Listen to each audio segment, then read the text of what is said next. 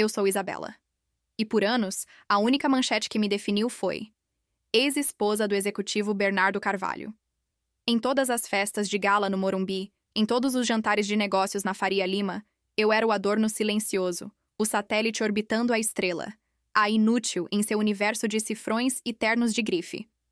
Se você está aqui, provavelmente já sentiu o peso do desprezo de alguém que deveria te amar ou te valorizar. Se essa história de subestimação e virada ressoa com você, reserve um momento agora, antes de mergulharmos no turbilhão da minha queda e ascensão, e toque no botão de curtir e se inscreva no canal. É o primeiro passo para mostrar que as pessoas mais quietas têm as histórias mais altas a serem contadas. Nossa vida era um palco. Bernardo, o CEO da Ethel Consultoria, vivia para a validação social, para a capa da revista Exame, para os aplausos nos painéis de líderes. Eu, por outro lado, vivia para criar um porto seguro em nosso apartamento nos Jardins. Abandonei minha promissora carreira em marketing digital há 12 anos, logo após o nascimento do nosso filho, Lucas. Não foi uma escolha fácil, mas Bernardo vendeu a ideia como a única opção inteligente. Seu pequeno negócio de consultoria é fofo, Bela, mas quem vai cuidar do nosso futuro herdeiro? Você é melhor nisso do que em planilhas, ele dizia, com um sorriso que parecia elogio, mas era a pura destilação do desdém. Ele me convenceu de que meu talento era natural e doméstico, enquanto o dele era estratégico e rentável. Eu cuidei de Lucas, transformei nossa casa em um lar impecável, organizei cada evento social que impulsionou a carreira dele. Eu era a gerente de projetos invisível de sua vida, e essa invisibilidade era, para ele, a prova da minha irrelevância. O ponto de virada não foi um divórcio silencioso em um escritório de advocacia de luxo. Foi o salão do empreendedorismo brasileiro, o ápice da temporada social de negócios em São Paulo, no suntuoso WTC Events Center. Eu estava lá, como sempre, ao seu lado, enquanto ele recebia um prêmio por liderança inovadora. Lucas estava com a babá, e eu me permiti um momento de satisfação em vê-lo no palco. Uma satisfação tola e residual pelo sucesso que eu ajudei a construir. Durante o coquetel, uma das diretoras de uma revista de finanças, uma mulher elegante chamada Helena, me abordou. Ela estava curiosa sobre a pequena ONG que eu havia criado em segredo, utilizando minhas antigas habilidades de marketing digital para ajudar pequenos artesãos da Zona Sul de São Paulo a venderem seus produtos online. Era meu refúgio, meu projeto secreto que me mantinha sã. Helena estava genuinamente impressionada com os números de crescimento que eu compartilhei, empolgada com o aspecto social do projeto. Bernardo, que se aproximou e ouviu o final da conversa, não tolerou ter a atenção desviada de si. Ele interrompeu Helena com uma risada alta e condescendente que ecoou na sala cheia. "Helena, querida, não perca seu tempo com as hobbies da Isabela", ele disse, apertando meu ombro com uma força que era uma advertência.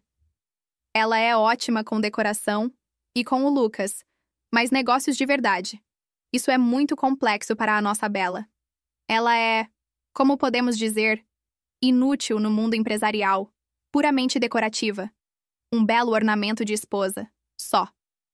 A palavra inútil cortou o murmúrio da multidão. Não foi um sussurro. Foi uma declaração pública, proferida com a confiança de um homem que acredita ter o direito de definir o valor de quem está ao seu lado.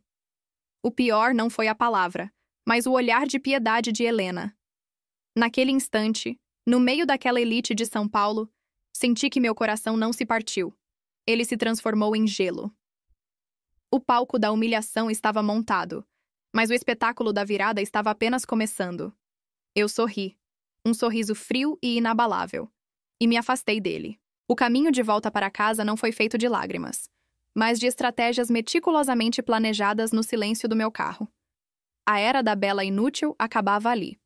Aquele salão de eventos, o cheiro de carpete novo e perfume caro, o brilho das taças de cristal, tudo se transformou no meu ponto zero. A palavra inútil martelava na minha cabeça, não como uma ofensa, mas como um catalisador. Bernardo me desvalorizou publicamente, mas ele cometeu um erro estratégico fatal. Subestimar a inteligência e a capacidade de execução de uma mulher que passou anos observando os bastidores do poder na Faria Lima. Eu não era inútil. Eu era invisível. E a invisibilidade no mundo dos negócios pode ser a maior arma de todas. Nos dias que se seguiram àquela noite, o divórcio foi protocolado, Sem brigas, sem drama, apenas a frieza de um contrato. Eu abri mão de quase tudo que ele me ofereceu. A pensão milionária, parte das ações, a manutenção do padrão de vida. Eu só queria uma coisa: a custódia total e irrestrita de Lucas, e um capital inicial para a minha consultoria, o hobby que ele havia ridicularizado. Ele concordou prontamente, achando que eu estava cometendo um erro financeiro monumental, que logo voltaria rastejando. Ele assinou a minha liberdade disfarçada de derrota. Minha vingança não seria emocional, seria matemática e cirúrgica, e eu a construiria a partir do meu refúgio recém-alugado no bairro de Pinheiros. Pinheiros, com seu ar efervescente de startups, pequenas galerias e a energia empreendedora que contrasta com a sisudez da Avenida Paulista, era o local perfeito para meu renascimento. O capital que eu resgatei, um valor modesto, fruto de investimentos que fiz em segredo com o dinheiro que ele me dava para gastos pessoais, seria o suficiente para dar o pontapé inicial na aventura digital. Eu sabia que meu projeto com os artesãos era escalável. Eu apenas precisava de uma equipe enxuta e talentosa. Meu nicho inicial foi consultoria em e-commerce e branding para pequenas e médias empresas que estavam sendo ignoradas pelas grandes consultorias como a Itel, a empresa de Bernardo. Durante nossa convivência, enquanto ele passava noites fora, fechando negócios, eu estava aprendendo machine learning e otimização de funis de venda online. Eu absorvi a linguagem do mercado financeiro, a estratégia de growth hacking do Vale do Silício, tudo através de cursos online e podcasts que eu ouvia enquanto passava a roupa ou preparava o jantar. Ele achava que eu estava assistindo a séries de TV. Eu estava em uma imersão silenciosa, construindo meu arsenal de conhecimento. A aventura digital começou com 2 estagiários recém-formados da USP e uma mesa de trabalho emprestada no coworking do Beco do Batman. Eu impus uma regra de ferro, sigilo absoluto sobre minha identidade anterior e sobre o divórcio. Para o mundo profissional, Isabela Carvalho era uma empreendedora bootstrapped e focada, recém-chegada ao mercado. A primeira vitória veio com o cliente Pão de Açúcar Gourmet, uma rede de padarias artesanais que estava perdendo espaço para grandes franquias. Apliquei uma estratégia de geolocalização e personalização de ofertas baseada em machine learning, que aumentou o faturamento deles em 40% em 6 meses. O boca a boca na pequena e média empresa de São Paulo começou a funcionar. A Ventura não estava vendendo consultoria, estava vendendo resultados mensuráveis e radicais. Enquanto Bernardo se vangloriava de fechar contratos de milhões com grandes corporações, eu estava construindo uma base de clientes sólida e diversificada, criando um ecossistema digital que era à prova de crises. Minha ambição crescia, não por dinheiro, mas para construir um legado que fosse inquestionavelmente meu, algo que a palavra inútil jamais ousaria tocar novamente. Eu estava plantando sementes em pinheiros, que logo germinariam e obscureceriam a Faria Lima. O desafio era manter o crescimento sustentável. A aventura digital não podia ser apenas um sucesso de nicho. Ela precisava se tornar uma força disruptiva no cenário nacional. Eu sabia que, para realmente desafiar a narrativa de Bernardo, eu precisava de escala. Foi então que percebi a oportunidade no setor de EdTech, as plataformas de educação corporativa online. O mercado estava estagnado, focado em conteúdo genérico. Minha ideia era utilizar inteligência artificial para personalizar trilhas de aprendizado para grandes empresas brasileiras, oferecendo não apenas cursos, mas sim diagnósticos de competências em tempo real e treinamento preditivo. Eu chamei a nova plataforma de Aura. O nome era uma alusão sutil. Eu estava criando uma aura de competência e conhecimento que me protegeria da escuridão do passado. Para financiar o desenvolvimento da Aura, eu precisava de investidores anjo. Usei a rede de contatos que fiz discretamente ao longo dos anos nas festas de Bernardo, focando nas mulheres que também estavam fartas da arrogância masculina da velha guarda da Faria Lima. Encontrei 3 investidoras influentes, uma ex-executiva de tecnologia, uma advogada de fusões e aquisições e a própria Helena, a diretora da revista que testemunhou a humilhação. Helena, com seu faro para boas histórias e bons negócios, tornou-se minha principal defensora. Nosso primeiro encontro de investimento foi em um café simples na Vila Madalena. Eu apresentei o plano da Aura em 20 minutos, focada nos dados, nas projeções de crescimento e, crucialmente, no problema cultural que estávamos resolvendo: a falta de inovação na gestão de talentos nas grandes empresas do Brasil. O que eu oferecia não era apenas um produto, Era uma estratégia de retenção e valorização humana. As empresas que subestimam o talento interno, eu expliquei, são as que perdem a guerra no longo prazo. Nossa IA vai identificar os inúteis subestimados de amanhã e transformá-los nos líderes de hoje. Cada palavra era um míssil teleguiado contra a filosofia de Bernardo.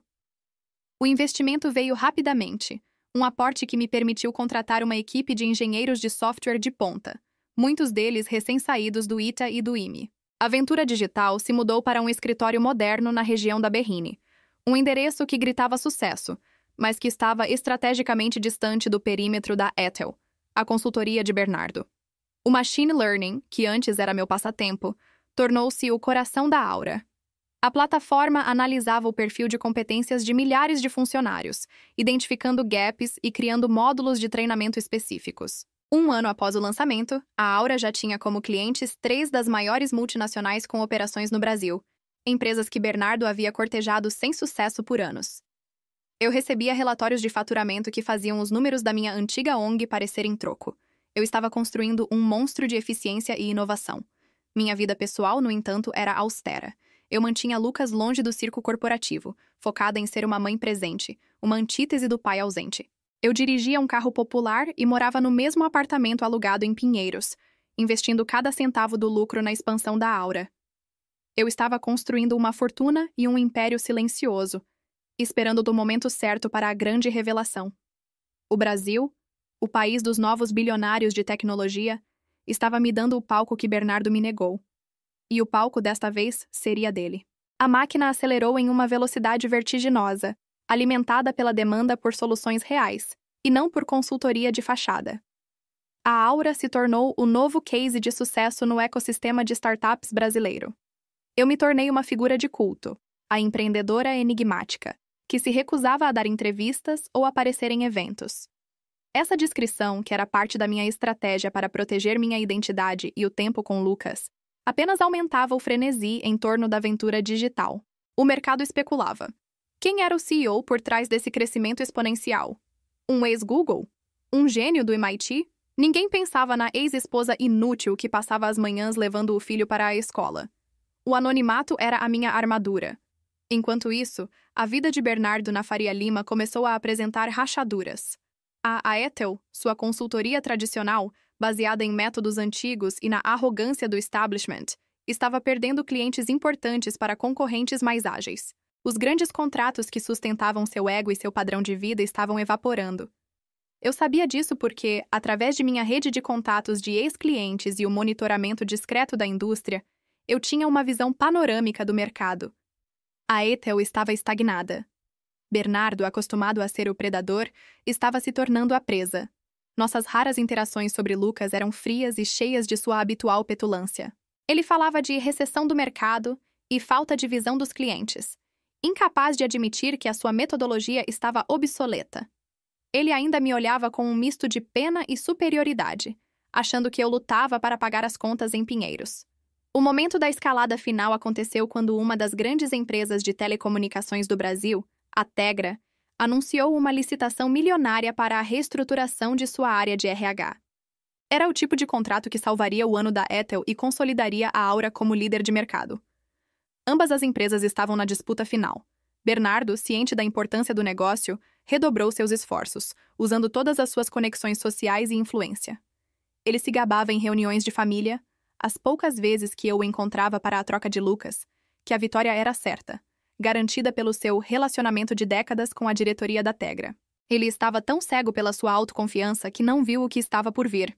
Eu não usei a minha identidade. Fui para a batalha apenas com a força do produto. A apresentação da Aura na sede da Tegra foi feita por minha COO, Lívia, uma mulher brilhante e implacável. Eu a instruí a focar exclusivamente em números e no diferencial da nossa IA. A proposta da Aetel, por outro lado, foi apresentada pelo próprio Bernardo, cheia de gráficos bonitos, jargões vazios e promessas que ele não podia cumprir. A decisão da Tegra foi anunciada 3 dias depois. A Ventura Digital venceu a concorrência. Foi uma vitória de Davi contra Golias, e o impacto no mercado de consultoria de São Paulo foi sísmico. De repente, a empreendedora enigmática era a única notícia. O nome da aventura digital estava em todos os portais de negócios. Mas faltava o golpe final, o elemento que ligaria o ponto a mulher humilhada, ao ponto B, a CEO vitoriosa. O universo estava apenas alinhando a próxima manchete. O contrato com a Tegra foi o sinal que Helena estava esperando. Ela ligou para mim no dia seguinte, a voz vibrando de excitação. Bella, acabou. É hora. Sua história é a capa da nossa edição de novembro. A revista não era outra senão a Forbes Brasil. A oportunidade era perfeita. A edição de novembro é a mais lida, a que celebra os Game Changers do ano. Eu finalmente aceitei, mas com duas condições: total controle sobre a narrativa e a foto. A foto era a peça central da minha performance. Eu a queria feita no meu antigo escritório em Pinheiros, com a luz crua e a mesa bagunçada de quem realmente constrói algo, em contraste com o brilho polido da Faria Lima. No dia do lançamento, a capa chegou às bancas de todo o país. A imagem era impactante. Eu, vestindo uma camisa simples e jeans, com um sorriso de quem sabia de um segredo, e o título em letras garrafais: Isabela Carvalho, a arquiteta silenciosa que construiu um império digital. O hobby que vale bilhões. A foto era de uma mulher real, focada, com a confiança que a opressão de Bernardo havia tentado roubar. E ali, no primeiro parágrafo da reportagem, estava a menção cirúrgica e devastadora, a linha que ligava o sucesso à humilhação. Carvalho, que saiu de um casamento com um conhecido executivo da Faria Lima para empreender, atribui parte de sua motivação ao desejo de provar que a subestimação é o maior motor de crescimento. Ela ri ao lembrar que seu ex-marido costumava se referir à sua ambição como algo puramente decorativo. O artigo não mencionava o nome de Bernardo, mas a descrição, o contexto e o timing eram inconfundíveis. Em São Paulo, todos sabiam quem era o conhecido executivo da Faria Lima. Eu estava na minha nova e ampla sala de reuniões na Berrini, fechando um novo acordo, quando meu telefone começou a explodir. E-mails, mensagens, ligações de todos os cantos. O WhatsApp de Bernardo, no entanto, estava silencioso. A primeira bomba estourou na reunião do conselho da Eitel. Eu soube por Lívia que Bernardo havia chegado atrasado, pálido, a revista na mão. Em vez de iniciar a discussão sobre as perdas do contrato Tegra, ele jogou a revista na mesa e berrou: "Alguém me explica isso! A inútil!" O apelido que ele me deu se virou contra ele, tatuado na sua derrota pública. O efeito dominó foi imediato. Os investidores de Bernardo, homens da velha guarda que não suportavam o ridículo, começaram a questionar a liderança dele. Em um mercado onde a imagem é tudo, ser o ex-marido arrogante de uma bilionária self-made que o venceu em uma licitação de milhões era um passivo insustentável. A revista não era apenas uma foto, era um atestado de incompetência, não dela, mas dele. A vingança estava completa no palco público. Mas a parte mais fascinante da história, a que nem mesmo Helena ou Lívia sabiam, estava prestes a acontecer no palco privado. Bernardo, o homem que amava a luz, estava prestes a ser confrontado com a escuridão que ele escondia.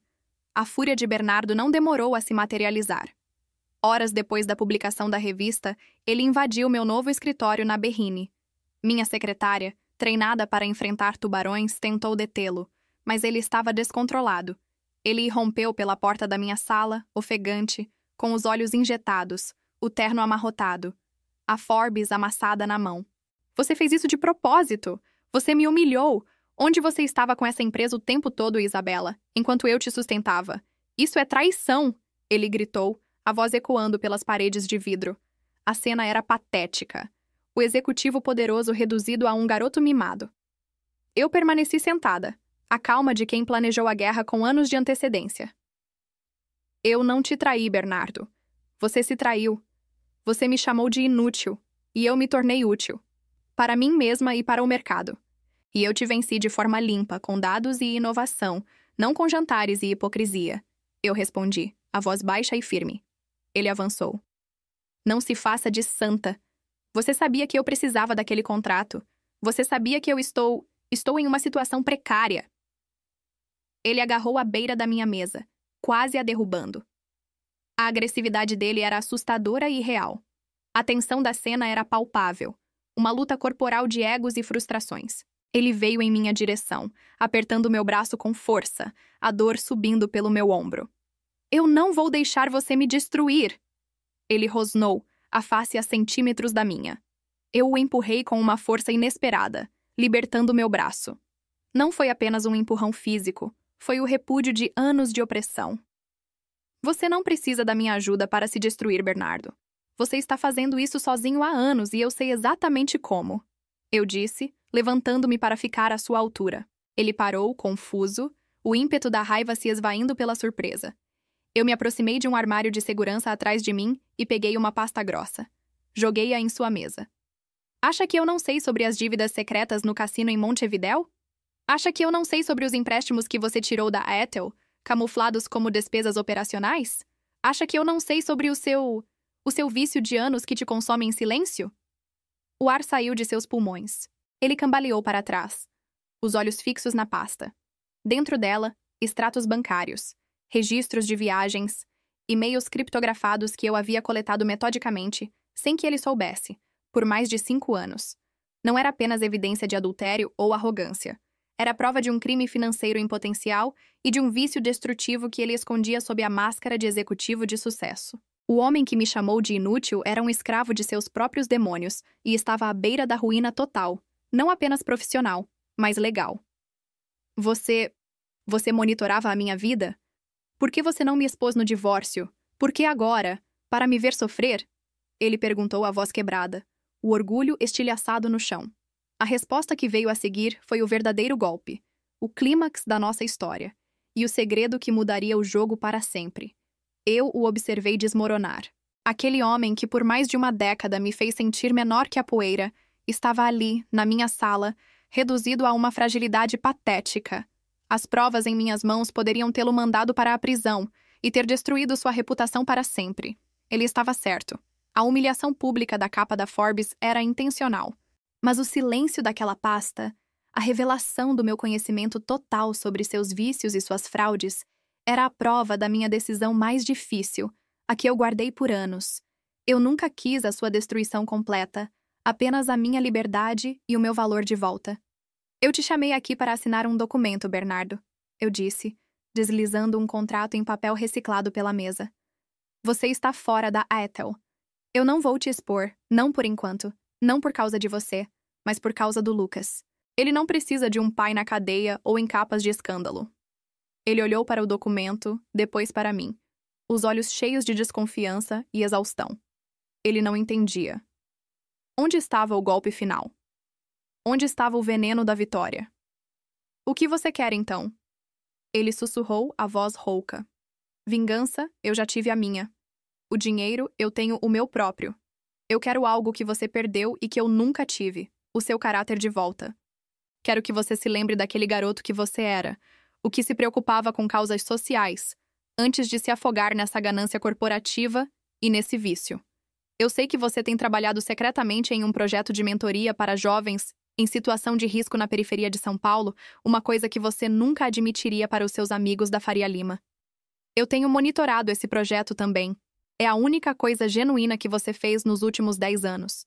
Eu revelei o que nem mesmo ele ousou admitir. Eu estava disposta a financiar integralmente o seu projeto social, transformando-o em uma ONG robusta com a infraestrutura da Ventura Digital. Em troca, ele deveria assinar a transferência de todas as suas ações na Ethel para um fundo de caridade, renunciar ao mundo corporativo e dedicar-se de corpo e alma ao projeto. Você pode usar toda a sua capacidade de gestão para construir algo que realmente ajude as pessoas, Bernardo. Você vai reconstruir a sua vida, mas desta vez, com propósito, longe da luz que te cegou. Não é um castigo, é uma chance, eu disse. Era uma vingança criativa. Forçá-lo a ser a pessoa que ele fingia ser no passado, a encontrar valor em algo que não fosse dinheiro ou status. Era um ato de perdão disfarçado de ultimato. Ele ficou em silêncio por longos minutos, processando a oferta. Ele esperava a punição, o escárnio. Recebeu uma porta de saída para uma vida diferente. Por fim, ele balançou a cabeça, não em derrota, mas em um tipo estranho de alívio. Você sempre foi mais inteligente, Isabela. Eu só fui burro demais para ver, ele admitiu. Ele assinou os papéis. Não houve pedido de desculpas, mas o olhar nos seus olhos era uma promessa de que ele faria valer a pena. Nos meses seguintes, a notícia da minha aquisição silenciosa da Aitel e sua imediata conversão em uma subsidiária da Ventura Digital, focada em consultoria social corporativa, chocou o mercado de São Paulo. Mas o choque maior foi ver Bernardo fora dos holofotes, trabalhando em silêncio com jovens na Zona Leste, vestindo camisa e jeans, não ternos caríssimos. Ele não era mais o executivo arrogante na capa de uma revista, mas o mentor discreto, em reportagens de jornais de bairro. Sua mudança não foi uma redenção instantânea, mas uma transformação lenta e dolorosa, forçada pela perda de tudo o que ele valorizava e pela oportunidade de encontrar um novo valor em algo que ele desprezava. Eu mantive minha palavra, garantindo que o passado dele permanecesse em segredo, e o seu trabalho social ganhou proporções significativas. Ele estava finalmente usando seu talento para o bem, e essa satisfação era o meu verdadeiro prêmio. Lucas, nosso filho, notou a diferença. Ele via menos o pai, mas as interações eram de mais qualidade. Bernardo não falava mais de ações e lucros, mas de projetos comunitários e da importância da educação. Isso era tudo o que eu precisava. O dinheiro, a capa da revista, a humilhação pública de Bernardo, tudo isso foi apenas a ferramenta para que ele pudesse se libertar da sua própria prisão de ego e ambição vazia. Minha vitória não foi a sua derrota, mas o seu novo começo. Eu olhei para a minha vida. CEO de uma empresa bilionária, mãe realizada e uma mulher que, após anos de silêncio, finalmente encontrou a sua voz e o seu propósito. A verdadeira virada, o verdadeiro fim, aconteceu no final do ano, em um evento de gala beneficente em São Paulo, para arrecadar fundos para o novo projeto social de Bernardo. Eu estava lá, como convidada de honra, e ele estava no palco, recebendo um prêmio pelo seu trabalho humanitário. Nossos olhares se cruzaram. Ele estava sóbrio, em paz, e no seu rosto havia uma expressão de gratidão sincera, misturada com a vergonha silenciosa do passado. Ele desceu do palco e veio até mim. Ele não disse, me perdoe, nem obrigado. Ele apenas me entregou uma pequena caixa embrulhada. Dentro estava o crachá do meu primeiro emprego, o da consultoria que ele me fez largar, que eu havia esquecido no fundo de uma gaveta na nossa antiga casa. Para você não esquecer de quem você sempre foi e de quem eu sou agora. Você me deu um trabalho de verdade, Isabela, ele disse com a voz embargada. Naquele momento, no silêncio entre nós, eu soube que a palavra que ele havia usado, inútil, havia sido purificada. Eu peguei o crachá, um sorriso genuíno se abrindo no meu rosto. Eu não sentia mais raiva, apenas uma profunda e inesperada leveza. A vingança tinha sido o catalisador, mas a mudança de vida, a dele e a minha, era o legado. Minha jornada de ser chamada de inútil, publicamente para ser estampada na capa da Forbes, foi mais do que uma virada profissional. Foi uma redefinição do que significa sucesso e do que realmente importa no final. Eu usei o meu poder não para destruir, mas para redirecionar uma vida. Essa é a minha história. Eu fiz a minha escolha, a mais difícil e, paradoxalmente, a mais transformadora. Agora eu gostaria de saber de você. Se estivesse no meu lugar, com todo o poder e as evidências que eu tinha, você teria exposto Bernardo publicamente e destruído a vida dele, ou teria escolhido dar a ele uma segunda chance e um caminho para uma vida com propósito, como eu fiz? Deixe seu comentário sincero abaixo e não se esqueça de ativar as notificações para não perder nenhuma história sobre as reviravoltas da vida.